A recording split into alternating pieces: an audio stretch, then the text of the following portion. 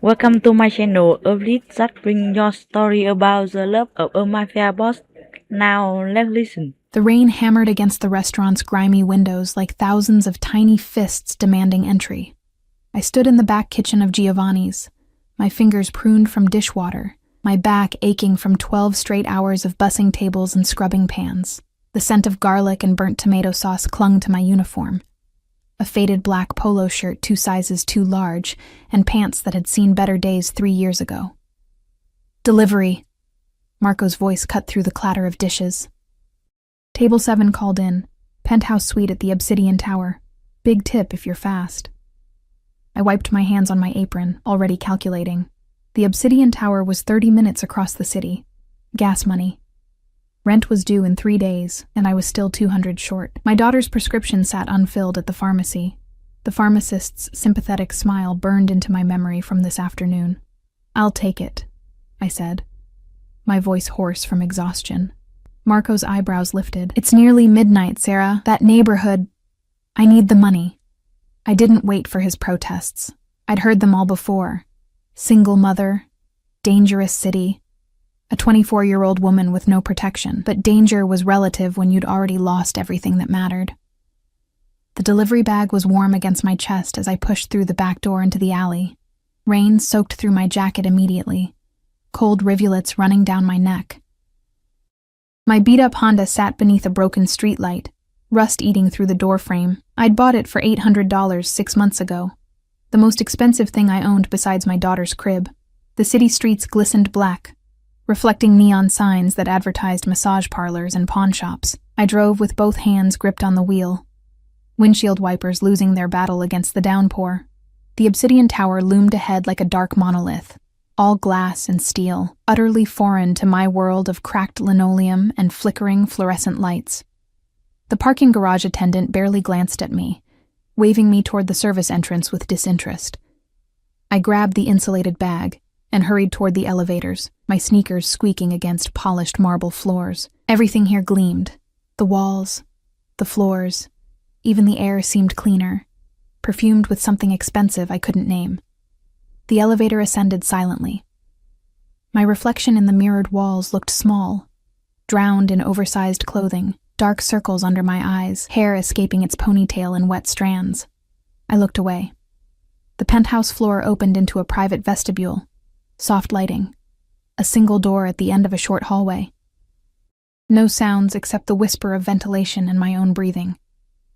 I knocked twice. Silence. I knocked again, harder. Delivery from Giovanni's. The door opened a crack, and I found myself staring at a wall of muscle in an expensive black suit. The man's face was stone, his eyes flat and assessing. A scar ran from his temple to his jaw. "The food," I said, lifting the bag slightly. My voice wavered. Something felt wrong. The air tasted metallic, sharp. The door opened wider. The man stepped aside. Inside. "I just need a signature. Inside." Not a request. My instincts screamed at me to run. But I thought of the pharmacy, of my daughter's fever last night, of the eviction notice tucked into my purse. I stepped over the threshold. The penthouse stretched before me like something from a magazine. Floor-to-ceiling windows showcased the rain-drenched cityscape, lightning occasionally illuminating clouds in brilliant flashes. Dark leather furniture. Abstract art on the walls. The scent of expensive cologne and cigar smoke. 4 men stood in the living area. They turned as one when I entered, and every cell in my body recognized predators. They wore casual clothes, jeans, leather jackets, but they moved with coordinated precision. One held a gun casually at his side. My hands went numb. The delivery bag slipped, and I caught it clumsily. "Who the fuck is this?" one of them demanded. His accent thick. Eastern European? Maybe Russian? "Delivery girl," the scarred man behind me said. "She just arrived." They looked at each other, some silent communication passing between them. My heart hammered so hard I could feel it in my throat. "Bad timing, sweetheart," the man with the gun said. He was younger than the others, maybe 30, with cold blue eyes. "Very bad timing. I'll just..." I backed toward the door, but the scarred man blocked my path. A sound from the hallway made everyone freeze. Footsteps. Confident, unhurried. The 4 men tensed, weapons appearing in hands with practiced speed. The door opened. He entered like he owned not just the penthouse, but the entire building, the city, the very air. Tall, well over 6 feet, with broad shoulders beneath a charcoal suit that probably cost more than my yearly salary. Dark hair pushed back from a face that could have been carved from marble, all sharp angles and ruthless lines. 2 men flanked him, their suits equally expensive, their eyes constantly scanning. But it was his eyes that trapped me. Dark, almost black, they swept the room with the kind of cold assessment that made my breath catch. This was a man who calculated outcomes, who weighed lives like coins, who inspired fear without saying a word. Those eyes found me, and for a fraction of a second something flickered there. Surprise? Confusion? Then his gaze moved to the 4 intruders, and his expression became utterly empty. "Gentlemen," he said, his voice deep, controlled, with an accent I couldn't place. Maybe Italian, but smoothed by years of something. "I don't recall inviting you. Konstantin Volkov sends his regards," the man with the gun said, raising the weapon. "Your time is up, Dante Moretti." The name hit me like a slap, Dante Moretti. Even I, who avoided news and lived in my small bubble of survival, had heard whispers of that name, the city's ghost king, the man who controlled everything from the shadows. Mafia boss, murderer, untouchable. And I was standing in his penthouse while 4 men pointed guns at him. Dante's expression didn't change. "I see Konstantin still lacks imagination. Sending 4 men?" His lips curved slightly, not quite a smile. "He overestimates me or underestimates you. Either way, disappointing." Enough talk. Everything happened at once. The 4 men moved simultaneously, weapons rising. Dante's bodyguards reacted, reaching for their guns. Time seemed to slow, every detail crystallizing with horrifying clarity, and I moved. I didn't think. Thinking was for people with options, with safety nets, with futures. I was a woman who'd survived an abusive relationship, who'd fled with nothing but her daughter and a desperate hope. I was someone who'd learned that sometimes you fought, not because you were brave, but because you had no other choice. My hand found the delivery bag. The metal containers inside, heavy, hot, solid. I swung. The bag connected with the nearest gunman's wrist with a crack that echoed through the penthouse. His weapon flew from his grip, skittering across the marble floor. Scalding marinara sauce exploded from the container, spraying across his face. He screamed. I dove for the fallen gun. My fingers closed around cold metal just as hands grabbed my shoulders, yanking me backward. I twisted, drove my elbow into soft tissue, a technique learned from 3 months of self-defense classes I'd taken after leaving my ex. The man grunted, his grip loosening. Gunfire erupted. The sound was deafening, nothing like the movies. Glass shattered. Someone shouted in Italian. I hit the floor. The gun clutched against my chest, my ears ringing. A body fell beside me, one of the intruders, blood blooming across his shoulder. His eyes met mine, wide with shock and pain. Strong hands gripped my arm, pulling me behind the leather couch. I found myself pressed against solid muscle, surrounded by the scent of expensive cologne and gunpowder. Dante Moretti held me against him, one arm around my waist, his other hand holding his gun with steady precision. "Stay down," he commanded, his voice against my ear sending shivers down my spine despite the chaos. I couldn't have moved if I wanted to. His body was a wall of heat and controlled violence, his heartbeat steady against my back while mine tried to escape my chest. Through the gap beneath the couch, I watched polished shoes moving, heard grunts and the wet sound of fists hitting flesh. It was over in less than 2 minutes. When Dante finally released me, standing in one fluid motion, I remained on the floor, trembling. I looked up to find all 4 intruders subdued, 2 unconscious, one bleeding and groaning, one held at gunpoint by Dante's bodyguards. Dante straightened his suit jacket, barely disheveled. His eyes found me again, and this time they lingered, traveling from my face down to the gun still clutched in my white-knuckled grip. "An interesting delivery girl," he said softly, extending his hand. Who taught you to move like that? I stared at his hand. Manicured nails, a platinum watch that probably cost more than my car, a scar across his knuckles that spoke of violence. This was the hand of a man who'd killed, who ordered deaths over breakfast, who lived in a world I couldn't begin to understand. But I took it, because what choice did I have? His grip was firm, controlled, pulling me to my feet effortlessly. He didn't release my hand immediately. Instead, his thumb brushed across my knuckles, a gesture so gentle it seemed impossible from a man who just orchestrated a precision takedown of 4 armed attackers. "What's your name?" he asked. "Sarah." My voice came out barely above a whisper. "Sarah Mitchell. Sarah." He said it like he was tasting the syllables, memorizing them. "You just saved my life." I shook my head. "Your men would have been half a second too late." His eyes held mine, and I saw something dangerous there, something that made my stomach flip. That half second matters. In my world, it's everything. One of his bodyguards cleared his throat. "Boss, we need to clean this up. And her, she stays," Dante said, never looking away from me. "We have much to discuss, Sarah Mitchell." The way he said my name felt like a chain clicking into place. They moved with terrifying efficiency. Within minutes, the 4 attackers were gone, dragged to the service elevator by men who appeared from nowhere, all wearing the same expensive suits, the same cold expressions. No one spoke except in clipped Italian phrases I couldn't understand. Blood was cleaned from the marble floor with industrial precision. The shattered window was covered with plastic sheeting that appeared from some hidden storage. I stood frozen by the couch, still holding the gun, watching this choreography of criminal competence unfold around me. "Give me that before you hurt yourself." I turned to find Dante behind me, close enough that I could see the faint stubble along his jaw, smell the cedar and bergamot of his cologne mixed with cordite. He held out his hand for the weapon. I surrendered it, my fingers tingling as they left the cold metal. He checked the safety with practiced ease, then handed it to one of his men without looking. His attention remained fixed on me with an intensity that made my skin prickle. "Sit. You're shaking." I was. My knees felt like water, adrenaline crashing through my system in waves.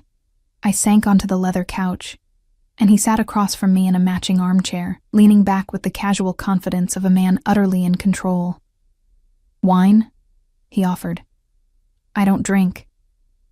The lie came automatically. I couldn't afford to drink, couldn't afford to lose even a moment of alertness when I had a 3-year-old daughter depending on me. His lips quirked.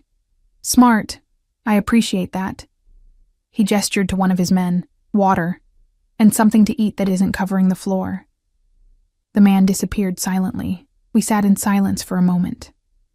Outside, lightning illuminated the city in brilliant flashes, rain continuing its relentless assault on the windows. I became acutely aware of how I must look. Soaked uniform, disheveled hair, smelling like restaurant grease and fear sweat. "Where did you learn to fight?" Dante asked finally. "I took a self-defense class, 3 months, twice a week." I twisted my hands in my lap. "At the community center. It was free." "And you remembered enough to disarm a professional killer in a crisis situation." He tilted his head slightly, studying me like I was a puzzle. "Impressive. I have a good memory for things that might keep me alive." Something shifted in his expression. Recognition, perhaps. Understanding. "You've been in danger before." It wasn't a question, but I answered anyway. "My ex-boyfriend. I left 2 years ago. Took my daughter and ran." "And he let you go?" I met his eyes. "He didn't have a choice. I made sure of it." For the first time, Dante smiled. A real smile that transformed his face from intimidating to devastating. "I believe you did." The bodyguard returned with bottled water and a tray of food from somewhere. Fresh bread, cheese, fruit that looked like it cost more per pound than my hourly wage. My stomach growled traitorously. "Eat," Dante commanded softly. "You've earned it." I wanted to refuse, wanted to maintain some dignity, but I hadn't eaten since my lunch break 8 hours ago. I took the water first, then a piece of bread, trying not to devour it like the starving woman I was. Dante watched me eat with that same unsettling focus. Finally, he leaned forward, elbows on his knees. I need to know everything about you, Sarah. Where you live, where you work. Who knows you were making this delivery? Cold dread settled in my stomach. Why? Because Konstantin Volkov sent those men. When they don't report back, he'll investigate. He'll find the delivery order, trace it to you. His voice remained calm, matter of fact, like he was discussing the weather. He'll assume you're connected to me, and he'll come for you. The bread turned to ash in my mouth. I'm nobody. I just deliver food. I have a daughter, which is precisely why you need my protection. He stood, moving to the window, his silhouette backlit by city lights. Konstantin doesn't care about innocence. To him, you're a witness, a liability. He'll eliminate you without hesitation. My hands trembled, water sloshing in the bottle. What do you want from me? He turned, and the look on his face made my breath catch. I want you to disappear. Tonight, you and your daughter. I'll provide a safe house, security, everything you need. I can't just disappear. I have a job, responsibilities. You had a job. His tone hardened slightly. The moment you walked into this penthouse, your old life ended. You can either accept that and let me protect you, or you can go home and wait for Konstantin's men to find you. They won't be as merciful as I am. The word merciful from a mafia boss would have been laughable in any other context. But I'd seen the bodies dragged away, seen the cold efficiency of his organization. This man dealt in violence and control, and now I was caught in his web. My daughter, I whispered. She's with my neighbor, Mrs. Chen. She babysits when I work night shifts. Dante pulled out his phone. No, 3 phones from different pockets, and selected one. He spoke rapid Italian to whoever answered, then switched to English. I need a protective detail at this address immediately. He looked at me expectantly. I gave him my address, each word feeling like a betrayal of the small life I'd built. Bring the child and the neighbor to the Riverside property. Secure the perimeter. No one in or out without my authorization. He ended the call. They'll be here within the hour. Mrs. Chen will be terrified. Mrs. Chen will be alive. So will your daughter. That's what matters. He moved closer, crouching in front of me so we were eye level. This close, I could see the faint lines around his eyes, the small scar on his chin, the absolute certainty in his gaze. I don't know you, Sarah Mitchell, but you saved my life tonight, whether you intended to or not. In my world, that creates a debt, and I always pay my debts. I don't want your money. Good, because what I'm offering is far more valuable. His hand reached out, fingers grazing my jaw in a touch so gentle it seemed impossible. I'm offering you a chance to never be afraid again, to never worry about rent or medicine or men who hurt women. I'm offering you my protection. Protection comes with a price, always. He didn't deny it, but perhaps not the price you're imagining. Before I could ask what he meant, one of his men appeared in the doorway. Boss, Volkov's people are moving. We have reports of crews checking hospitals, police scanners. They're looking for their men. Dante stood immediately, the gentleman vanishing, replaced by the cold strategist. Lockdown protocol. Move Sarah and her family to Riverside immediately. I want 24-hour rotation. Best men only. He glanced at me. Gather your things, whatever you came with. I came with a delivery bag covered in marinara sauce. His lips twitched. Then you're traveling light. Matteo will take you to collect your daughter. I'll meet you at the safe house. You're not coming with us? I have business to attend to. The way he said business made ice crawl down my spine. Konstantin made a move tonight. I need to respond appropriately. I stood on shaking legs. The bodyguard, Matteo apparently, waited by the door, his expression neutral. This was happening too fast, too much. 12 hours ago, my biggest concern was making rent. Now I was being swept into a world of violence and power I'd only seen in movies. Sarah. Dante's voice stopped me at the door. I turned to find him watching me with that intense focus that made me feel simultaneously exposed and protected. Trust me. Just for tonight. Tomorrow, we'll discuss the details. But tonight, trust that I will keep you and your daughter safe. I wanted to argue, to demand answers, to run. but I thought of Lily, my baby girl with her father's eyes and my stubborn chin. I thought of the eviction notice, the unpaid bills, the constant grinding fear that had been my companion for 2 years. And I thought of the calm certainty in Dante Moretti's voice when he promised protection. "Okay," I whispered. "Just for tonight." The ride to my apartment was silent except for the rain drumming on the roof of the black SUV. Mateo drove with professional efficiency, another guard in the passenger seat, both men constantly scanning our surroundings. The vehicle was luxurious, leather seats, tinted windows, a smoothness that made my Honda feel like a tin can on wheels. My apartment building looked shabbier than usual in the SUV's headlights. Cracked concrete steps, graffiti on the walls, a broken security door that never locked. Mateo parked directly in front, and both men exited first, checking the area before opening my door. "Third floor, apartment 3C, I said. They flanked me as we climbed the stairs, their presence both comforting and surreal. Mrs. Chen's door opened before I could knock, and I found myself looking at my elderly neighbor's terrified face. "Sarah, what's happening?" "These men came, said I had to pack Lily's things, that we had to go." "It's okay, Mrs. Chen. It's safe. I promise." I pushed past her into the small apartment, nearly identical to mine. Lily was asleep on the couch, her tiny body curled around her favorite stuffed rabbit, dark curls spread across the pillow. My heart clenched. She looked so small, so innocent, so utterly unaware that her mother had just dragged her into a nightmare. "We need to move," Mateo said quietly from the doorway. Now, I gathered Lily carefully, and she stirred, blinking sleepy eyes at me. "Mama?" "Shh, baby. We're going on an adventure. Go back to sleep." She tucked her face against my neck trustingly, already drifting off again. Mrs. Chen gathered the diaper bag and Lily's favorite blanket with shaking hands. "What about my apartment?" I asked Mateo. "My things. We'll send someone tomorrow to collect whatever you need. Right now, we leave."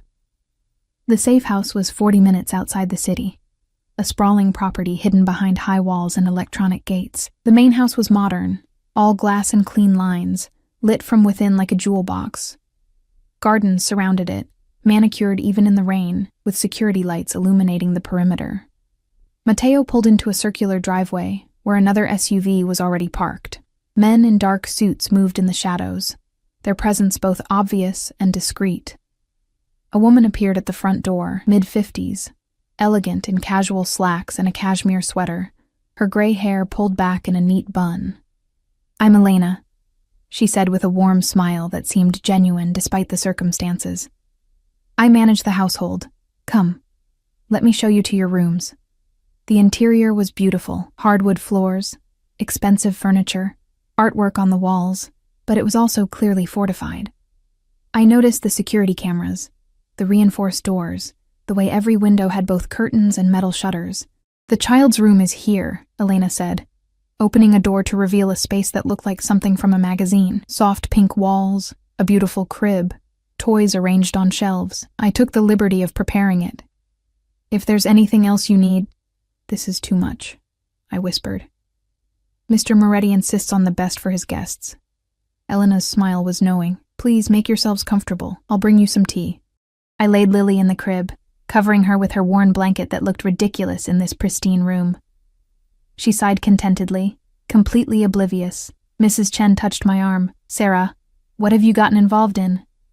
"I don't know," I admitted. "But it's going to be okay. It has to be." The words felt like a prayer to a God I wasn't sure was listening. I didn't sleep. How could I, in a stranger's house, surrounded by armed men, my daughter breathing softly in the next room while somewhere in the city, a Mafia war might be brewing because of me? I sat in the window seat of my assigned bedroom, a space larger than my entire apartment, with a king-sized bed covered in Egyptian cotton sheets and an ensuite bathroom with marble countertops. Through the rain-streaked glass, I watched shadows move across the grounds. Guards. Dante's men, protecting us from threats I couldn't see but knew were real. Around 3 a.m, headlights swept across the driveway. A black car, sleeker, more expensive than the SUVs, pulled up to the entrance. Even from the second floor, I recognized the figure that emerged. Dante Moretti. Arriving like he owned the night itself, my heart rate kicked up traitorously. I told myself it was fear, residual adrenaline, anything but the truth, that something about this dangerous man called to something equally dangerous in me. I heard him enter the house, heard the low murmur of Italian as he spoke with his men, then footsteps on the stairs, moving with purpose. A soft knock on my door. I crossed the room, hesitated with my hand on the handle. Yes? It's Dante. May I come in? I opened the door to find him standing in the hallway, jacket gone, shirt sleeves rolled up to reveal forearms corded with muscle and marked with scars. He looked tired, I realized. The perfect facade showed cracks, tension around his eyes, a tightness to his jaw. Did I wake you? He asked. I wasn't sleeping. No, I didn't think you would be. He glanced past me into the room. May I? I stepped aside, acutely aware of my borrowed pajamas, soft cotton that Elena had provided, far nicer than anything I owned. Dante entered, his presence immediately making the large room feel smaller, the air thicker. Is Lily settled? He asked. The fact that he remembered my daughter's name shouldn't have surprised me, but it did. She's sleeping. She doesn't know anything's wrong. Good. Let's keep it that way. He moved to the window where I'd been sitting, looking out at his domain. Constantine's men are all dead or scattered. The ones who survived tonight won't talk. I've sent word through channels that there will be consequences if he targets civilians connected to this incident. Will that stop him? No. His honesty was brutal. But it will make him cautious, buy us time. Time for what? He turned, and the look in his eyes made my breath catch. To figure out what to do with you, Sarah Mitchell. The way he said my name, like it was something precious, something to be savored, sent heat curling through my stomach. I wrapped my arms around myself defensively. You could just let me go, pretend tonight never happened, could I? He moved closer, each step deliberate. Even if I wanted to, which I don't, it's too late. Constantine knows someone interfered. He'll hunt until he finds answers. And you. He stopped a foot away, close enough that I had to tilt my head back to meet his eyes. You're too memorable to hide. I'm nobody. A delivery driver. You're a woman who disarmed a trained killer with a bag of pasta. His lips curved slightly. You're a survivor who escaped an abuser and built a life from nothing. You're a mother who works herself to exhaustion to provide for her child. His hand rose, fingers grazing my cheek so gently I barely felt it. You are many things, Sarah, but nobody isn't one of them. I should have stepped back. Should have put distance between myself and this man who dealt in death, who controlled an empire built on violence and fear.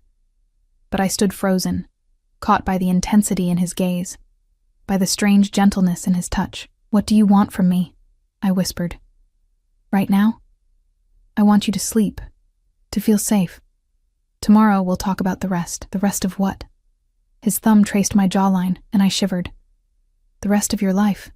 Because whether you like it or not, you're under my protection now. That means you're mine to keep safe. The possessiveness in his voice should have terrified me. Instead, it kindled something warm and dangerous in my chest. I'm not property. No, he agreed. You're far more valuable than that. Before I could process that statement, he stepped back, the spell breaking. Sleep, Sarah. I'll have breakfast sent up. Tomorrow, we discuss your options. He was at the door when I found my voice. Dante? He paused, looking back. Thank you. For protecting Lily. Whatever else happens. Thank you for that. Something softened in his expression. I would never let harm come to a child, especially not yours. He hesitated, then added, My mother died when I was Lily's age. I know what it is to be vulnerable in a dangerous world. I won't let that happen to her. Then he was gone, the door clicking shut behind him, leaving me alone with the revelation that the infamous Dante Moretti had just shown me a glimpse of the human beneath the monster. Morning came with weak sunlight filtering through clouds. I woke with a start, disoriented by the unfamiliar room, before memory crashed back. Mafia, gunfight, Dante. Lily's voice drifted from the next room. happy babbling punctuated by Mrs. Chen's gentle responses. I found them in the nursery, my daughter playing with toys that must have appeared overnight, looking utterly content. "Mama!" She toddled over, arms raised, and I swept her up, breathing in her baby shampoo scent like it could anchor me to sanity. "Someone brought breakfast," Mrs. Chen said, gesturing to a rolling cart laden with food. Fresh fruit, pastries, eggs, bacon, enough to feed a family for a week. "Sarah, this is insane. We can't stay here. We don't have a choice." "There's always a choice." Before I could respond, Elena appeared in the doorway. "Good morning. I hope you slept well. Mr. Moretti would like to see you in his study when you're ready. I'll watch the little one." My stomach clenched. "Now?" "Whenever you're comfortable. He's been in meetings all morning, but he asked me to fetch you when you woke." Elena smiled at Lily. "And this angel is welcome to play in the garden. We have a wonderful play area." I looked at Mrs. Chen, who nodded reluctantly. "Go. I'll stay with her." 20 minutes later, showered and dressed in clothes that had mysteriously appeared in my closet, designer jeans that fit perfectly, a soft sweater in deep blue, I followed Elena through the house. In daylight, I could see more details. The security measures disguised as decor, the way every room had multiple exits, the expensive art that probably cost more than I'd earn in a lifetime. The study was all dark wood and leather, bookshelves lining the walls, a massive desk dominating one end. Dante stood by the window, phone to his ear, speaking rapid Italian. He wore charcoal slacks and a white shirt, sleeves rolled up, looking both relaxed and utterly in command. He ended the call when he saw me, setting the phone aside. "Sarah, come in." I entered cautiously, hyper-aware of the door closing behind me, sealing us in together. "You wanted to see me?" "I wanted to talk about your situation." "Please, sit." He gestured to a leather armchair facing the desk. I sat, and he moved to lean against the desk, close enough that I could see the dark stubble along his jaw, smell his cologne, something cedar and spice that made my pulse quicken. "I've had my people investigate your background," he said without preamble. Anger flared. "You had no right. I had every right. You're under my protection. That means I need to know everything." His tone brooked no argument. "Your ex-boyfriend, Marcus Reeves. He's been looking for you." Ice flooded my veins. "What?" "He filed a custody claim 6 months ago. Says you kidnapped his daughter, that he wants her back." Dante's expression was unreadable. "Of course the claim is fraudulent. Lily isn't his biological child." My hands clenched in my lap. "How do you—" "I had a DNA analysis run from the hospital records when she was born. Her father is—" He consulted a paper on his desk. "Daniel Chen, Mrs. Chen's nephew, currently serving 8 years for armed robbery." The room spun. I'd never told anyone about Danny, my brief, stupid relationship with a man who'd seemed kind, until I'd discovered what he really did for a living. I'd fled before he was arrested, before he could drag me into his world, and now I'd stumbled into an even darker one. "Marcus doesn't know she's not his," I whispered. "He thinks. He believes. He believes he owns you both." Dante's voice hardened. "He's been tracking you through social services, staying just within legal boundaries, until you disappeared last night. Oh God. He filed a missing persons report this morning, claimed you might be in danger, that he's worried for his daughter's safety." Dante's smile was cold, clever. "If the police find you here, it becomes complicated. So what do I do?" He moved then, crouching in front of my chair the way he had last night, forcing me to meet his eyes. "You let me handle it. Marcus Reeves is a problem I can solve very easily." The implication hung heavy in the air. "You mean kill him, if necessary?" No hesitation. Though I prefer cleaner solutions when children are involved. Perhaps he simply disappears, moves across the country, starts a new life, forgets he ever knew you. You can't just... Sarah. His hands covered mine, warm and strong. "What did Marcus do to you?" I tried to pull away, but he held firm, not painfully, but unyielding. "It doesn't matter." "It matters to me." The gentleness in his voice broke something in me. Words spilled out, ugly and raw. "He hit me. Not at first. At first he was perfect, charming, attentive. Then Lily was born, and he changed. Said I'd gotten fat, that I was a bad mother, that no one else would ever want me. He controlled everything. The money, where I went, who I saw. When I tried to leave, my voice cracked. He put me in the hospital, broke 3 ribs in my wrist, told the doctors I'd fallen down the stairs. Dante's expression never changed, but something dark and terrible flickered in his eyes. How did you escape? Danny's sister, Mrs. Chen's daughter, she helped me. Got me and Lily out while Marcus was at work. Drove us to a women's shelter 3 states away. I changed my name, got a new ID, started over. I laughed bitterly. Thought I was safe. You are safe. Dante's grip tightened. Marcus Reeves will never touch you again. I promise you that. Why? The question burst out. Why do you care? You don't know me. I'm nothing to you. You saved my life. Your men would have... Stop saying that. He stood abruptly, pulling me up with him. We were inches apart, his hand still holding mine. You acted when you could have run. You chose to fight instead of hide. Do you know how rare that is? How valuable? I'm not valuable, I'm a mess. A broke single mother with an abusive ex and a criminal baby daddy who doesn't even know she exists. You're a survivor. His voice dropped, intimate. You're strong and smart and brave. And you're exactly the kind of person I want in my life. The air between us crackled with tension. I should have stepped back, should have remembered who he was, what he did. But all I could think about was the warmth of his hands, the intensity in his eyes, the strange safety I felt in his presence despite every logical reason to run. What are you saying? I whispered. I'm saying I want you to stay. Not as a temporary guest, not just until the threat passes. His thumb traced circles on the back of my hand. I want you here, with me. You and Lily. Protected, provided for, safe. As what? Your mistress? Your kept woman? As whatever you want to be. He released one hand to cut my face. I won't lie to you, Sarah. I'm a dangerous man. I've done terrible things. I'll do more terrible things, but I protect what's mine, and I'm asking you to be mine. My heart hammered against my ribs. This was insane. Impossible. Everything I should refuse. But when I looked into Dante Moretti's eyes, I didn't see a monster. I saw a man offering me something I'd never had. True protection. Real safety. A chance to stop running. I need to think. I managed to think. He stepped back, giving me space. Stay here. Let me handle Marcus and Constantine. Get to know this life. Then decide. A knock on the door interrupted us.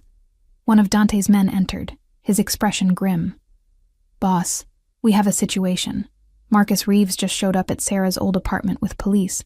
He's claiming she kidnapped his daughter. Dante's jaw tightened. And? He has a court order. Emergency custody based on the missing persons report. They're looking for her now. The trap was closing. I could feel it. The walls pressing in. Dante looked at me, and I saw the calculation in his eyes. The strategic mind working through options. Then his expression cleared, and he smiled. A dangerous, predatory smile. Then let's give them something to find, he said. Get the documents ready. All of them. What documents? I asked. He turned to me, and the look on his face made my stomach flip. The ones that prove you're under the protection of someone Marcus Reeves would be very foolish to cross. The ones that make it clear that any attempt to take Lily will result in consequences he can't imagine. What are you going to do? His smile widened. I'm going to pay Mr. Reeves a visit and explain exactly how his life is about to change. The next 6 hours passed in a blur of controlled chaos. Dante disappeared with half his men, leaving Matteo and a full security detail at the house. Elena kept Lily entertained in the garden while Mrs. Chen and I waited in the living room, tension thick enough to choke on. This is madness, Mrs. Chen whispered for the 100th time. We should call the police, tell them everything. And say what? That a Mafia boss is protecting us from my abusive ex-boyfriend? That'll go well. I paced the length of the windows, watching the guards patrol outside. Dante said he'd handle it. And you trust him? A criminal? I stopped, considering. Did I trust him? This man I'd known less than 24 hours, who killed people as casually as I delivered food, who controlled an empire of violence I couldn't begin to understand. But I remembered the gentleness in his touch, the fury in his eyes when I'd told him about Marcus, the way he'd promised to keep Lily safe. And I remembered something else, the absolute certainty in his voice when he gave orders, the unwavering confidence of a man who always got what he wanted. I trust that he doesn't make promises he can't keep, I said finally. The sound of cars in the driveway made us both jump. Through the window, I watched the black SUVs pull up, Dante emerging from the lead vehicle with that same unhurried grace. He was alone. No Marcus, no police, no sign of the confrontation I'd been dreading. He entered the house, and I met him in the foyer, my heart in my throat. What happened? It's handled. He pulled off his jacket, handed it to Elena without looking. Marcus Reeves has withdrawn his custody claim and missing persons report. He's also signed a legal document relinquishing all claims to Lily, now and forever. I stared at him. How? What did you... I made him understand the situation. Dante's smile was cold. He was very cooperative once he realized the alternative. You didn't kill him. I told you. I prefer cleaner solutions when children are involved. He moved closer, and I caught the scent of smoke on his clothes, something acrid that made my stomach turn. Though I did ensure he understands the consequences of ever approaching you again. He's currently on a flight to Seattle with a new job, and a very strong incentive to stay there. You can't just... I can. I did. His hand cupped my face, thumb brushing my cheekbone. You're safe now, Sarah. Truly safe. Marcus is gone. Constantine has been neutralized. You can breathe. The relief that crashed through me was so intense my knees buckled. Dante caught me, pulling me against his chest, and I let myself collapse into his strength. For the first time in 2 years, I wasn't looking over my shoulder, wasn't calculating escape routes, wasn't terrified that every knock on the door might be Marcus coming to finish what he'd started. Thank you, I whispered against his shirt, feeling his heartbeat steady beneath my cheek. His arms tightened around me. You don't need to thank me for protecting what's mine.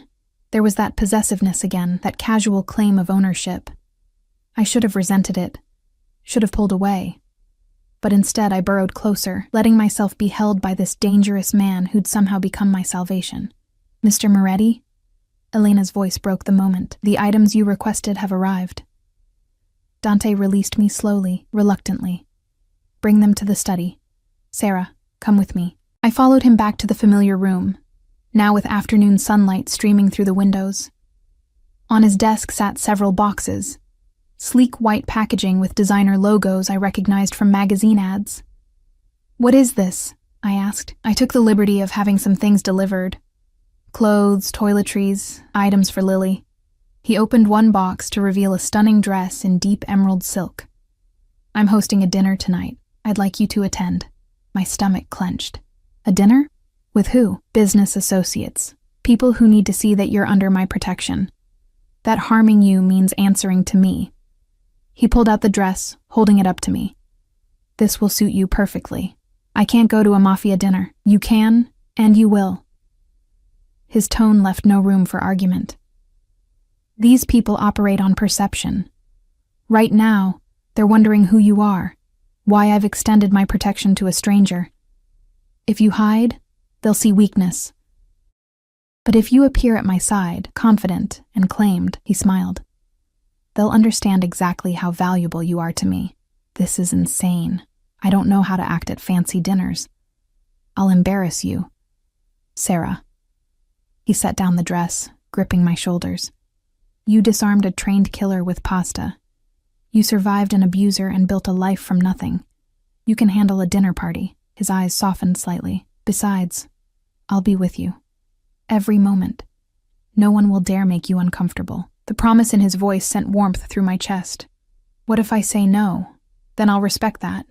But I'm asking you to trust me, one evening. Let me show my world that you're important to me. Important. The word hung between us, weighted with meaning I wasn't sure I understood. But I found myself nodding. Okay, one dinner. His smile could have lit the city. Good. Elena will help you get ready.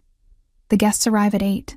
The dress fit like it had been made for me, which, given Dante's resources, it probably had been. Deep green silk that hugged my curves and fell to mid-thigh, with a neckline that was suggestive without being obscene. Elena had done my makeup, kept my hair simple but elegant, and provided jewelry that probably cost more than my car. I stared at my reflection and didn't recognize the woman looking back. She looked sophisticated, confident, like she belonged in this world of luxury and danger. You look beautiful, Elena said, smiling. Mr. Moretti won't be able to take his eyes off you. That's what I'm afraid of, I muttered. A knock on the door, and Dante entered without waiting for permission. He stopped when he saw me, and something flared in his eyes. Heat and possession, and something darker that made my pulse race. Perfect, he said softly, moving closer. Absolutely perfect. He was devastating in a tailored black suit, dark tie, his hair styled back from his face, the civilized veneer of wealth and power, barely concealing the predator beneath. He offered his arm. Ready? I took it, feeling the solid strength of muscle beneath expensive fabric, as I'll ever be. The dinner was held in the formal dining room, a space I hadn't seen before, all crystal chandeliers and mahogany furniture. 20 people were already mingling, drinks in hand, conversations pausing as we entered. Every eye turned to us, to me. Dante's hand settled possessively on the small of my back. Gentlemen, ladies, allow me to introduce Sarah Mitchell. She's under my personal protection. The message was clear. Touch her and die. An older man approached, silver-haired and distinguished in an expensive suit. Dante, always full of surprises. And who is this lovely creature? Sarah. This is Vincent Calabrese. He oversees our shipping operations. Dante's tone was pleasant, but I felt the warning beneath it. Vincent, mind your manners. Vincent laughed, but his eyes assessed me like I was merchandise. Of course. It's a pleasure, my dear. The evening progressed in a blur of introductions and careful conversations. I learned quickly that everyone here dealt in various criminal enterprises, shipping, construction, waste management, all fronts for money laundering and worse. They spoke in code, euphemisms that barely concealed the violence underlying every transaction. And they all deferred to Dante with a mixture of respect and fear. Dinner was served in courses I couldn't name, paired with wines that probably cost more per bottle than my monthly rent used to be. I sat at Dante's right hand, his presence a constant anchor as I navigated conversations about topics I barely understood. So Sarah, a woman named Isabella asked from across the table, her eyes calculating. How did you and Dante meet? The table quieted, everyone pretending not to listen while hanging on every word. I met Dante's eyes, saw the slight nod. Tell the truth. I was delivering food to his penthouse, I said evenly. 4 men tried to kill him. I stopped one of them. Silence. Then Vincent laughed, a genuine sound. She disarmed one of Volkov's men? With what? A bag of chicken parmigiana, Dante said, his lips quirking. It was quite impressive. The table erupted in laughter, the tension breaking. Isabella's expression shifted from calculation to something like respect. Resourceful. I like her. So do I, Dante said softly, his hand finding mine under the table, fingers interlacing. The gesture was intimate, possessive, and utterly deliberate. Everyone saw it. Everyone understood. Dante Moretti was claiming me. After dinner, guests moved to a smoking room for cigars and whiskey. Dante excused us, leading me out to a terrace that overlooked the gardens. The night air was cool, stars visible beyond the city lights. You did beautifully, he said, turning me to face him. They respect you now. That makes you safer. Safer in a world I never wanted to be part of. But you are part of it now. His hand settled on my waist, pulling me closer. The question is whether you'll embrace it or fight it. I looked up at him. This dangerous man who'd upended my life in less than 2 days. What do you want from me, Dante? Really? I want you to stay. I want to wake up knowing you're here, safe, protected. I want to give Lily everything she deserves. The best schools, the best life. His thumb traced my jaw. I want you in my bed, in my life, in my world. Completely. My breath caught. You barely know me. I know enough. I know you're brave and strong and loyal. I know you fight for what matters. I know you make me feel... He paused, searching for words. I've spent 20 years building an empire, eliminating threats, taking what I want. Nothing has ever challenged me, until a delivery girl with a bag of pasta brought me to my knees. I didn't.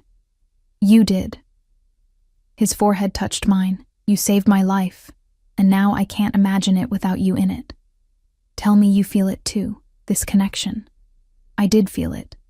This impossible pull toward a man I should fear, this sense of safety in the arms of someone who dealt in violence. It was insane, reckless, and undeniable.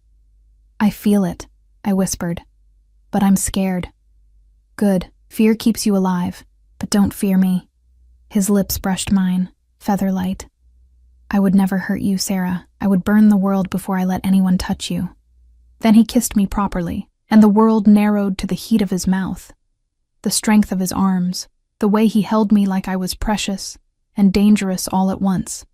I kissed him back, pouring 2 years of loneliness and fear into the embrace, letting myself fall into this impossible thing between us. When we broke apart, both breathing hard, his eyes were dark with want. Stay with me tonight.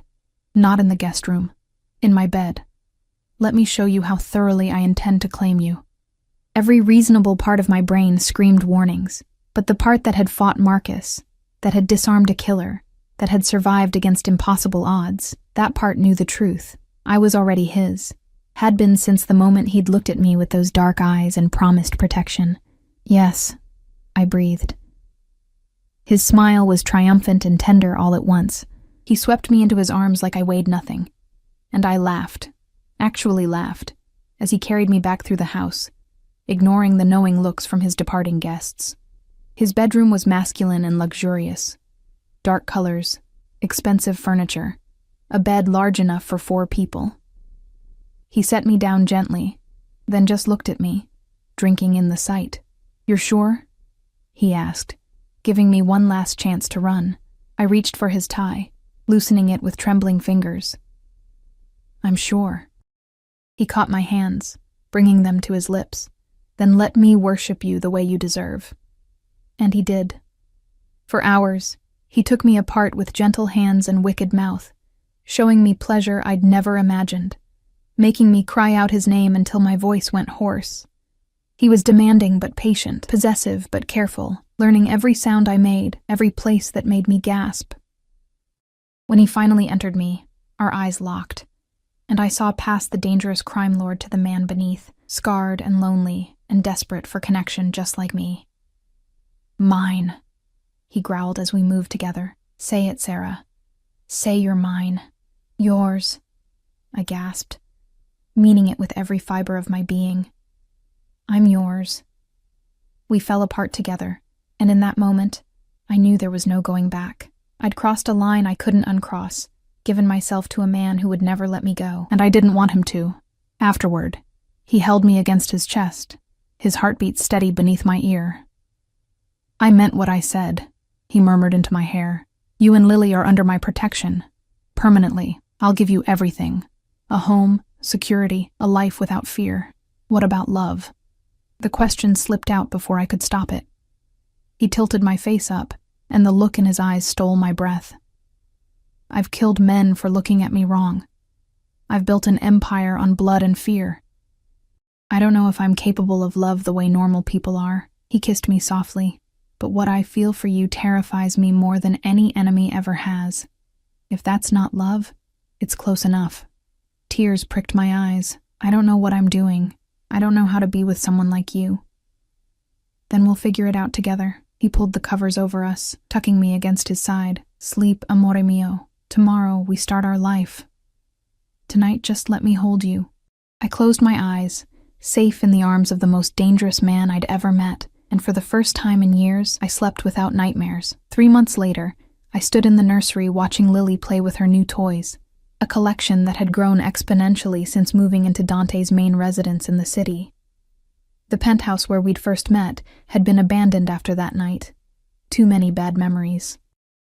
Instead, we lived in a historic brownstone in the most exclusive neighborhood, protected by state-of-the-art security and round-the-clock guards. My daughter had adapted with the resilience only children possess. To her, the men in suits were Mama's friends. The lavish house was just home, and Dante was simply Tay-Tay, her toddler approximation of his name that made the fearsome Mafia boss melt every single time. I heard him now, his footsteps on the stairs, the low murmur as he spoke Italian into one of his phones. Business never stopped for Dante Moretti, but he'd made adjustments. Dinners with us every night unless absolutely unavoidable. Mornings with Lily before she went to her new preschool. The best in the city, naturally. And nights. Nights were ours. He appeared in the doorway, ending his call, his expression softening when he saw us. "How are my girls?" Lily squealed and ran to him. He scooped her up effortlessly, and my heart clenched at the sight of this dangerous man cradling my daughter with such careful gentleness. "Tay-Tay, look!" She showed him a stuffed elephant he'd bought her last week. "Very beautiful, Piccola, just like your mama." His eyes found mine over her dark curls, heat and affection mixing in that look. 3 months, and I still wasn't used to the intensity of his attention, the way he looked at me like I was the most valuable thing in his world. "She needs a nap," I said, moving to take her. "I'll put her down." He carried Lily to her crib, sitting beside it and telling her a story in soft Italian until her eyes drifted closed. When he rejoined me in the hallway, he pulled me against him immediately, his hands settling possessively on my waist. "We need to talk." My stomach clenched. Those words never meant anything good. "About what?" "Come to my study." I followed him downstairs, noting the tension in his shoulders, the tight set of his jaw. Whatever this was, it was serious. In the study, he poured himself a whiskey, unusual for him during the day, and leaned against his desk. "I received word this morning. Daniel Chen is being released early. Good behavior." The room tilted. "Danny? Lily's father?" "Yes." Dante's expression was unreadable. "He'll be out in 2 weeks. And Sarah, he knows about Lily." Ice flooded my veins. "How?" "His aunt." Mrs. Chen felt guilty keeping the secret. She wrote to him 6 months ago, told him he had a daughter. Dante's voice was carefully neutral. "He's been fighting for early release ever since. His lawyer filed for custody rights." I sank into a chair, the implications crashing over me. "He can't, he's a criminal." "So am I." Dante's smile was bitter. "The difference is, I've never been caught. Daniel Chen served his time. In the eyes of the law, he has parental rights." "No." The word came out fierce, protective. "He abandoned me. He chose crime over building a life. He doesn't get to waltz in now and play daddy." "I agree." Dante set down his glass, moving to crouch in front of me, taking my hands. "Which is why I have a proposition." The way he said it made my pulse race. "What kind of proposition?" "Marry me." I stared at him, certain I'd misheard. "What?" "Marry me, Sarah. Legally. Make Lily mine in the eyes of the law. Adopt her. Give her my name, my protection." His grip tightened. "As my wife and daughter, no judge would dare award custody to an ex-con. Daniel Chen would have to go through me, and he's not that stupid." My mind reeled. Marriage. To Dante Moretti. 3 months ago, I'd been delivering food to survive. Now he was proposing. "You don't want to marry me," I said weakly. "This is just... it's a solution to a problem. It's the solution. And you're wrong. I do want to marry you." He cupped my face, forcing me to meet his eyes. "I told you 3 months ago that I wanted you in my life completely. That hasn't changed. If anything, it's become clearer every day. I want you as my wife. I want Lily as my daughter. I want the world to know you're mine. Dante, I know I'm not offering you a normal life. I know what I am, what I do. But I can offer you safety, security, a life where you never have to be afraid again." His thumb brushed my cheek, "And I can offer you this, my complete devotion, my protection. Everything I have, everything I am." Tears stung my eyes. "What about love? You said you didn't know if you were capable." I lied. The confession was raw. I've been in love with you since you threw pasta at a contract killer to save my life. I just didn't know how to say it without sounding like a madman. A laugh bubbled out of me, watery and surprised. You're definitely a madman. But I'm your madman. He kissed me softly. Marry me, Sarah. Let me give you my name. Let me protect you and Lily for the rest of my life. Say yes. I looked into his eyes and saw the truth. This dangerous, powerful man loved me, had chosen me, wanted to build a life with me despite coming from completely different worlds. And I loved him too. Tim had fallen for him somewhere between that first terrifying night and now, had learned that beneath the ruthless crime lord was a man capable of tenderness, of devotion, of fierce protection for those he claimed as his. Yes, I whispered. Yes, I'll marry you. His smile was blinding. He kissed me deeply, possessively, claiming my mouth like he was sealing a vow. When we broke apart, he was already pulling out his phone. I'll have everything arranged. We'll marry this weekend. Small ceremony, just family and close associates. Then we'll file the adoption papers immediately. He was already in planning mode, the strategic mind taking over. Daniel Chen won't know what hit him. This weekend? That's 3 days. Long enough. He pulled me to my feet, wrapping his arms around me. I've waited 3 months to make you mine legally. I'm not waiting any longer. The wedding was everything I'd never let myself dream about. Dante insisted on the best, despite the short timeline. A designer gown that fit like a dream, flowers filling the brownstone's garden, a string quartet playing as I walked down the makeshift aisle. Mrs. Chen cried throughout the ceremony, happy tears this time. Elena stood as my maid of honor, having become a friend over the past months. Dante's men lined the garden in their expensive suits, every one of them armed, a reminder that this was still a Mafia wedding no matter how beautiful. And Dante? Dante looked at me like I was the only person in the world as I approached. He wore a tailored tuxedo that emphasized his powerful build, his dark eyes fierce with emotion, as I took his hand. The ceremony was short. We spoke traditional vows, exchanged rings. His a simple platinum band, mine a stunning diamond that probably cost more than most houses. When the officiant pronounced us husband and wife, Dante kissed me with an intensity that drew catcalls from his men and made me blush. Mine, he murmured against my lips. Finally, completely mine. Yours, I agreed, meaning it with every fiber of my being. The reception was lavish despite the small guest list. Lily, dressed in a tiny flower girl dress, charmed everyone, especially Dante. I watched him dance with her, this fearsome crime lord reduced to putty by a 3-year-old's giggle, and felt my heart overflow. You did good, Mrs. Chen said, appearing at my elbow. He loves you, really loves you. I know. I watched Dante spin Lily, her delighted laughter ringing out. I love him too. Is that crazy? Love is always a little crazy. She squeezed my hand. But this? This is right. I feel it in my bones. Later, after the guests had left, and Lily was asleep upstairs, Dante carried me to our bedroom, the master suite in the brownstone that had become our sanctuary. He set me down gently, then just looked at me in my wedding dress. Do you know, he said softly, that I never thought I'd have this? A wife, a family, a reason to come home beyond business. He started undoing the buttons of my dress, slow and deliberate. You've given me everything, Sarah Moretti. The new name sent shivers through me. You've given me everything too, safety, security, a life I never dreamed possible. I'm just getting started. The dress pulled at my feet, and he lifted me onto the bed. I intend to spend the rest of my life giving you everything you deserve.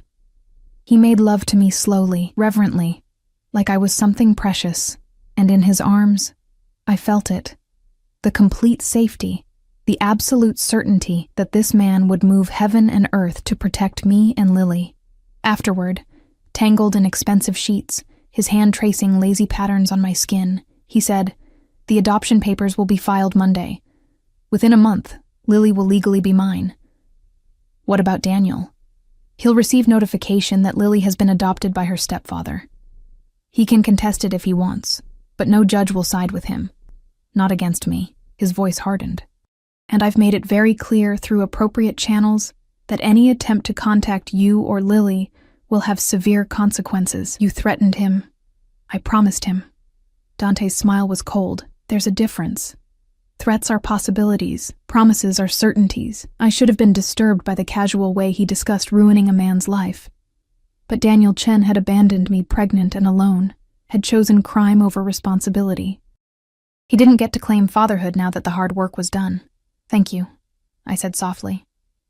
For protecting her. For protecting us. Always.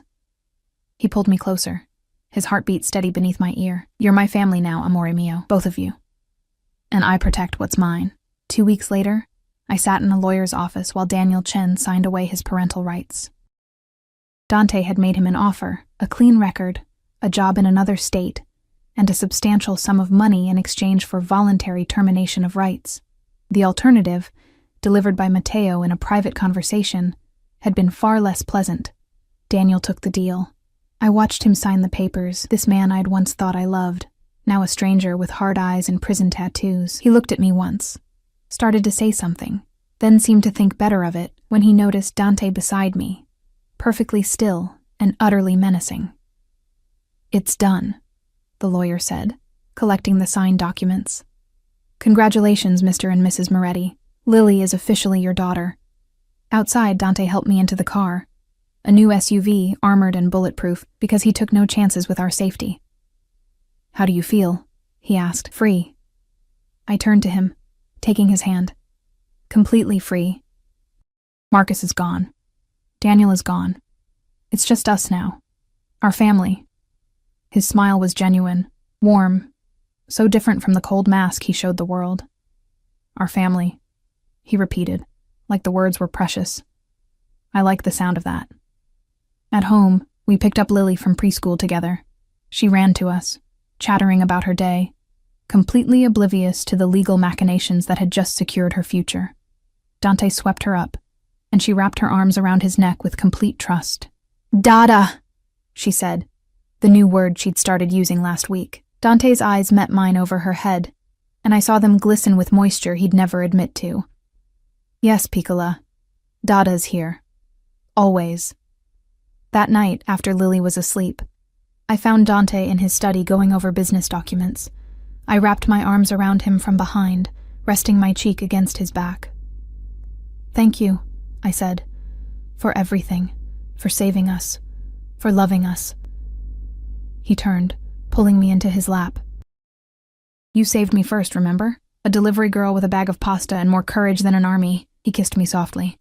I was existing before you, Sarah, surviving. Building an empire but living in a tomb. You brought me back to life. We brought each other back, I corrected. Yes. His arms tightened around me, and now we build something new, together. A family. A future, something beyond the violence and fear. Can you really leave that world behind? No, he said honestly. I am who I am, but I can ensure it never touches you or Lily. I can create a sanctuary where you're both safe, loved, protected, where Lily grows up knowing security and affection instead of fear. His hand cupped my face. I can give you both everything I never had. I thought of that first night, standing in a penthouse holding a delivery bag while gunfire erupted around me. I thought of the terror, the adrenaline, the moment I'd made a choice that changed everything. And I thought of now, married to the most dangerous man in the city, mother to a little girl who'd never know poverty or fear, living in luxury I'd never imagined. It was insane, impossible, everything I should never have wanted. And it was perfect. I love you, I said, the words coming easily now. My dangerous, impossible, wonderful husband. I love you, amore mio. He stood, carrying me toward the stairs. Now let me show you exactly how much. As he carried me to our bedroom, past the security monitors and armed guards, past the evidence of his dangerous world, I felt nothing but complete certainty. This was my life now, our life. I'd walked into danger armed with nothing but pasta and desperation, and walked out with everything.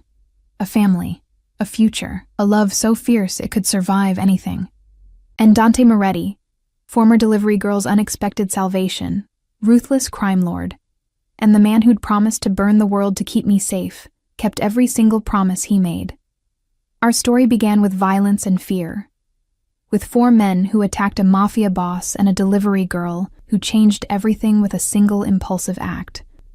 But it ended with love, with family, with a little girl calling a dangerous man Dada, and meaning it with her whole heart. It ended with me in the arms of a man who'd given me the world, and the absolute certainty that